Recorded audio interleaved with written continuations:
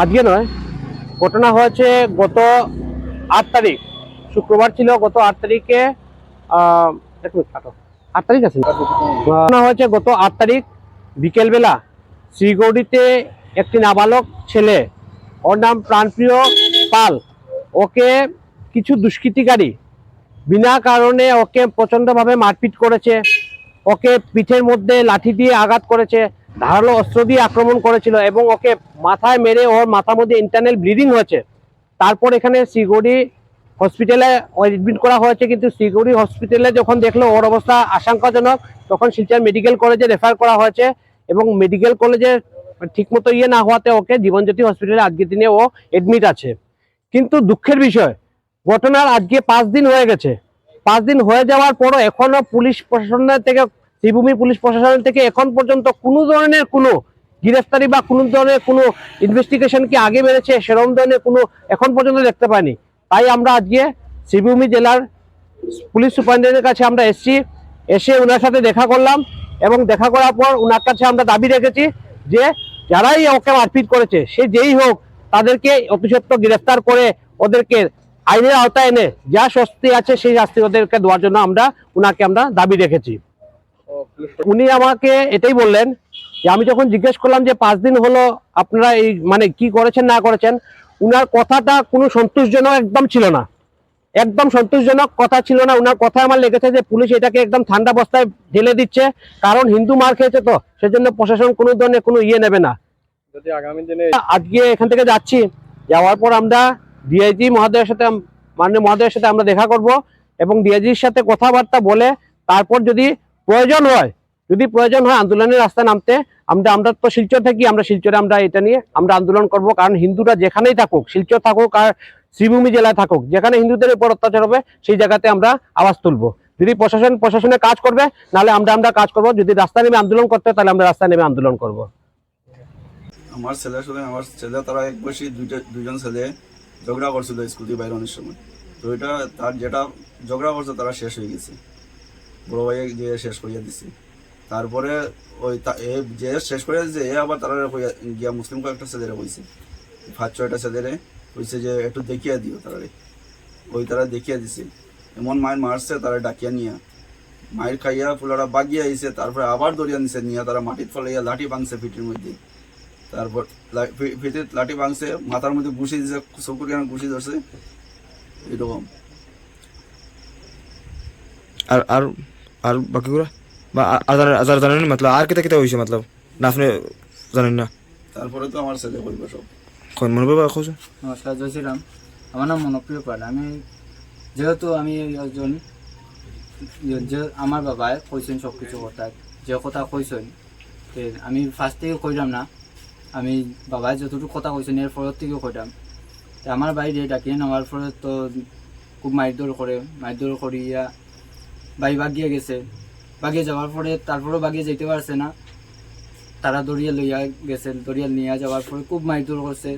তখন একটা বড় মোটা আর কি লাকড়ি আমার ভাইয়ের পিঠের মধ্যে ভাঙিছে, 2টা ভাঙিছে। তো তারপরে মাথার মধ্যে খুব গুরুতরভাবে আঘাত করছে, বুকের মধ্যে খুব মারছে। তো তারপরে আমারে ফোন করছে আমার তার লোকের একটা ছেলে ফোন করিয়া কয়, দাদা তোমার ভাইও তো ওরকম ঘটনা ঘটিয়েছে, তে তুমি একটু কাও। তে আমি তখন আমার বাবারে লইয়া গেছি। আমার বাবারে তখন আমি কাপড় আসলাম, শুনিয়াও লোকালাম। আমি বাবারে ফোন করে হয়েছি, তুমি চলো, একটা ঘটনা ঘটিছে। সেই জায়গায় জায়গাত গিয়ে পাই আমার ছোটো ভাই, তারা সব মিলিয়া মাত কথা চলে, খুব মারামারিও করছে। আমি দিয়া দেখি আমার ভাইয়ের চোখের থেকে রক্ত বাইরে, চোখের সাইডের থেকে, মাথার থেকে রক্ত বাইরে, কানের থেকেও রক্ত বাইরে। তো তারপরে আমরা গিয়া কইছি মাত কথা করি। তো আমরা জায়গাত গেছি, জায়গাত যাওয়ার পরে যারা মারপিট করছে তার সামনে আমরা কথা কই।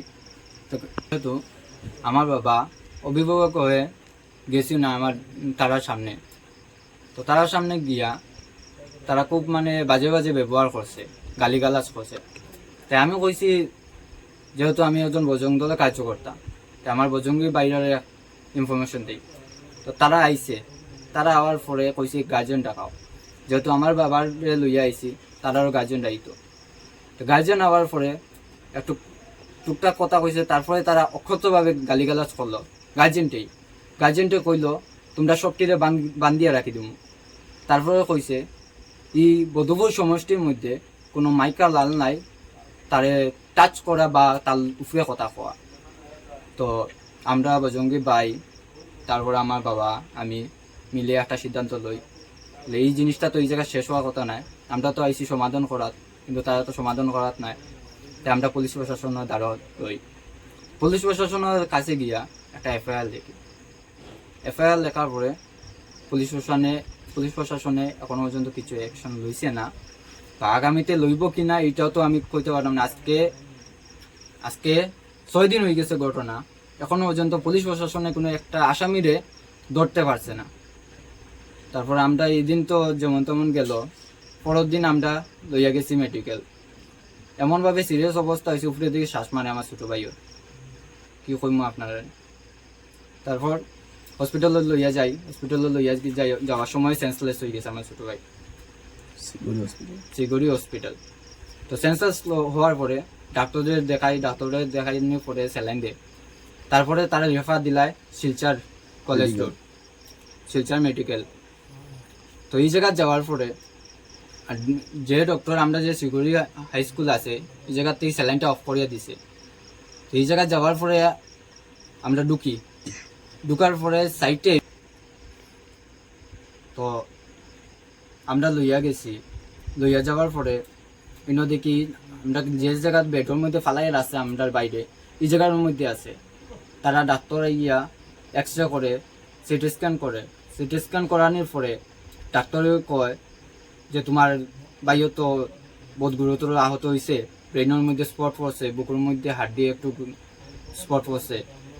তো তাই আমার বাবায় এই কথা শুনিয়া সেন্সলেস হয়ে গেছে, তখনই সেন্সলেস হয়ে গেছে। কইছে আমার ছেলে কি হইল।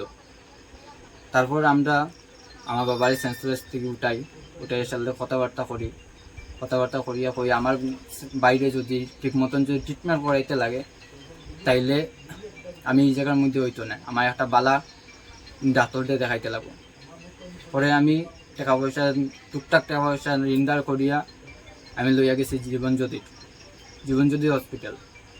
এই জায়গাত নিয়া গিয়া ডাক্তারের চিকিৎসা জীবনজ্যোতি হসপিটালের মধ্যে চিকিৎসা করার পরে ডাক্তারের রিপোর্ট দেখলো।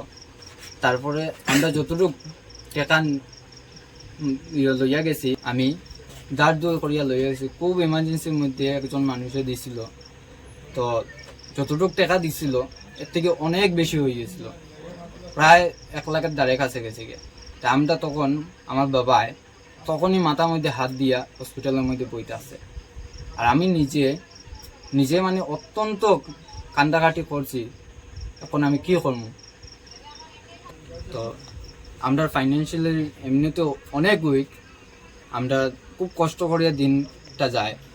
আর বর্তমানে অনেক টাকার ঋণ হয়ে গেছে, তো এখন আমরা কি করবো আমরা নিজে বুঝতে পারতেছি না।